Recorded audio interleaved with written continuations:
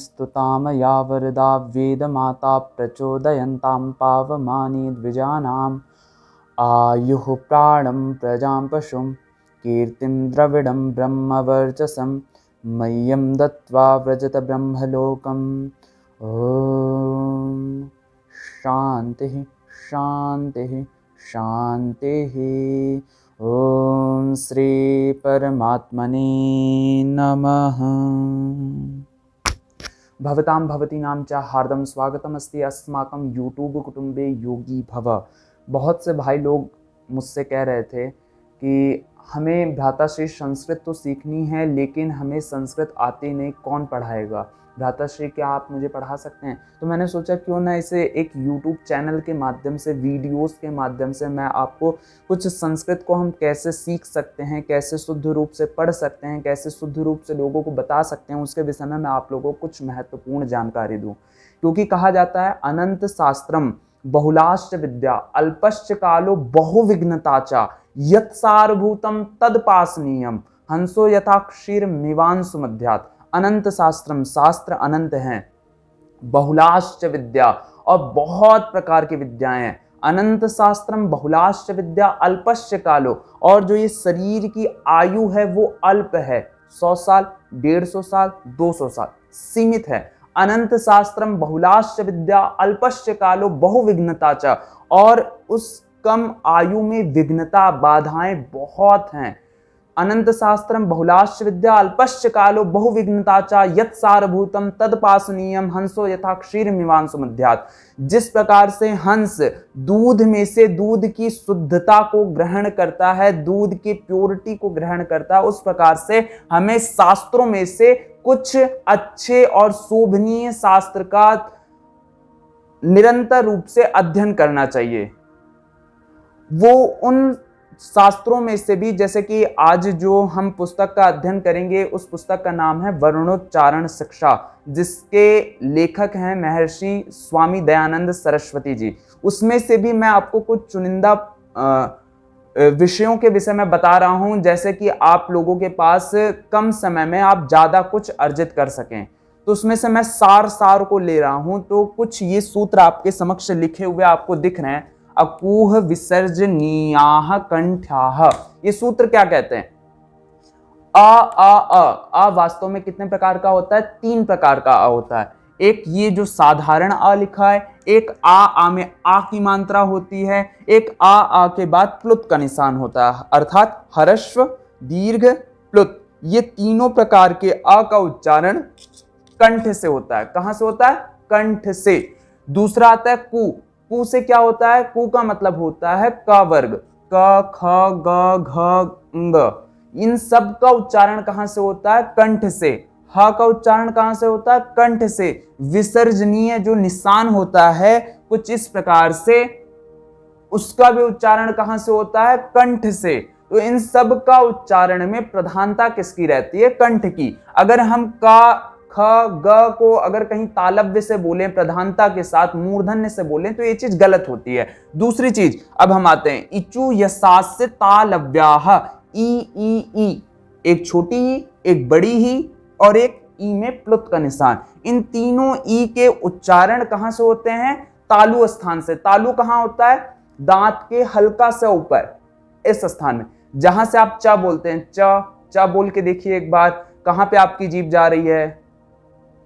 Exact उसी जगह पे आपको ई बोलते समय भी आपकी जीभ वहां पे टच होनी चाहिए। इचु यसास्य तालव्याः, ई, और चू से च वर्ग, च छ ज ज, और य और ये वाला श। लोग प्राय करके 3 श में बहुत कंफ्यूज रहते हैं। एक होता है दंत सकार, जिसे सड़क वाला श होता है, उसे कहते हैं सड़क। एक होता है शब्द वाला श, जिसे कहते हैं अपना ये वाला श है, इसका उच्चारण होता है तालव्य से, इसे कहते हैं शब्द। एक होता है मूर्धन्य सकार, ये वाला श होता है, इसका उच्चारण होता है मूर्धन से। जिस स्थान पे ट का स्थान रहता है, जैसे ट बोलते समय जीभ राउंड होते हुए मूर्धन्य के स्थान पे लगती है, उसी स्थान पे हमें इस सा का उच्चारण करना चाहिए, श। जैसे आकांक्षा, कक्षा, इस प्रकार से। तो सूत्र में आते हैं ई, 3 प्रकार की ई, चू से च वर्ग, या और श का उच्चारण कहां से होता है? तालव्य से, इस स्थान से। फिर आता है ऋतु रसा मूर्धन्याः, री री री, 3 प्रकार की री होती हैं। एक री यहां से बड़ी री हो जाती है, ये छोटी री है, और इसी में प्लुत का निशान, ये वाला। तत्पश्चात टू से ट वर्ग, ट ठ ड ढ ढ, र और मूर्धन्य सकार का उच्चारण होता है मूर्धन्य स्थान से। कहां पे है ये स्थान? ऊपर, जहां से आप एक बार ट बोल के देखिए स्वयं से, जहां पे आपकी जीभ टच हो रही है उस स्थान का नाम है मूर्धन्य। अब आता है चौथा सूत्र, ऋतु लशा दंत्याः, ऋतु लशा दंत्याः, मतलब री, इसमें दीर्घ नहीं होता है तो इसका सिर्फ री और प्लुत वाला री।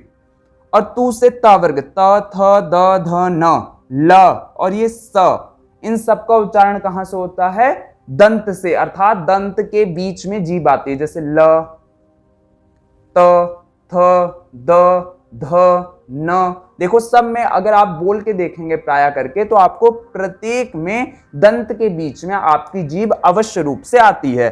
5वां सूत्र है उपुपदमानीहा ओष्ठ्याः, उ उ उ, 3 प्रकार के उ होते हैं, उ उ उ, और पू से पा वर्ग, प फ ब भ म, उपदमानी का एक निशान होता है। और ये सब का प्रयत्न कहां से, बोले कहां से जाते हैं? ये सब ओठ से बोले जाते हैं। देखिए प फ ब भ म उ उ उ, मतलब इसमें प्रधानता कंठ की होती है, उसकी ओठ की होती है। अब आते हैं छठे सूत्र में अपने, षष्ठम सूत्र, वकारो दंत ओष्ठ्याः, मतलब व का जो स्थान है वो दंत से, दांत से और ओष्ठ के माध्यम से बोला जाता है। जैसे व, देखिए एक थोड़ा सा जीभ आपके दांत के बीच में टच करेगी और ओठ थोड़ा सा खुलेगा, पीछे की तरफ जाएगा, व, ठीक। अब आता है ए तई तौ कंठ तालव्यौ, मतलब ए में अपना ह्रस्व नहीं होता है, दीर्घ होता है और प्लुत होता है। ए और इन सब का उच्चारण कहां से होता है? कंठ और तालु से। कंठ, तालु कौन सा? जहां से च का उच्चारण होता है, वहां से क्या बोला जाता है? ए। तो इन सब का उच्चारण कहां से होता है? कंठ और तालु के स्थान से। ओ औ का उच्चारण कहां से होता है? ओ, फिर ओ में प्लुत वाला निशान, फिर औ में प्लुत वाला निशान, उन सब का उच्चारण कहां से होता है? कंठ और ओष्ठ से। ए आई, इनका उच्चारण होता है कंठ और तालु से, इसमें प्लुत वाला भी सम्मिलित हो जाएगा, जैसे ए।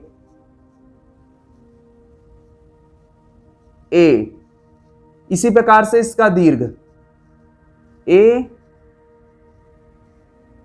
आई, इसे आई पढ़ते हैं, ए आई, इन सब का स्थान है कंठ और तालु। और ओ दो तौ कंठ ओष्ठौ, मतलब ओ औ का स्थान कहां है? कंठ से बोले जाते हैं और ओष्ठ से, ओठ के माध्यम से बोले जाते हैं। तो ये कुछ महत्वपूर्ण सूत्र हैं जिनको अप्लाई करके, एप्लीकेशन करके आपको पता चलेगा कि संस्कृत वास्तविक रूप में बोली कहां से जाती है, कौन से स्थान से बोला जाता है।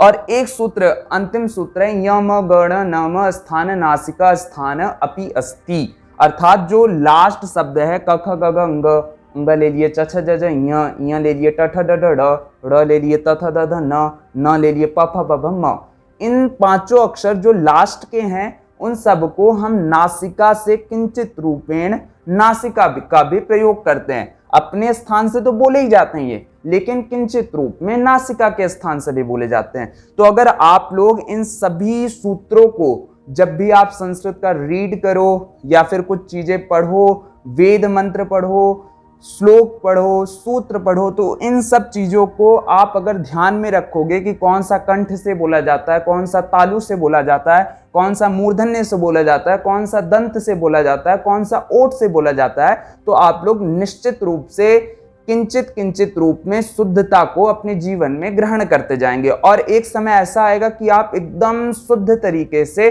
संस्कृत का उच्चारण कर सकेंगे। आशा और विश्वास है कि आपको यह वीडियो अच्छी लगी होगी। अगर अच्छी लगी हो तो इसे लाइक, सब्सक्राइब अवश्य रूप से करें और अन्य लोगों को भी ये वीडियो भेजें ताकि वो संस्कृत के वास्तविक शुद्धता को समझ सकें कि हमें जो भी शब्द हम बोलते हैं वो कहाँ से हमें बोलना चाहिए। तो इसी के साथ हम अपनी वीडियो को यहीं पे समाप्त करते हैं। अगली वीडियो जल्द ही आएगी। आशा और विश्वास है कि आपको यह वीडियो अच्छी लगी होगी और ज़्यादा ना कुछ कहते हुए यहीं पे मैं अपनी वीडियो को समाप्त करता हूँ। धन्यवाद।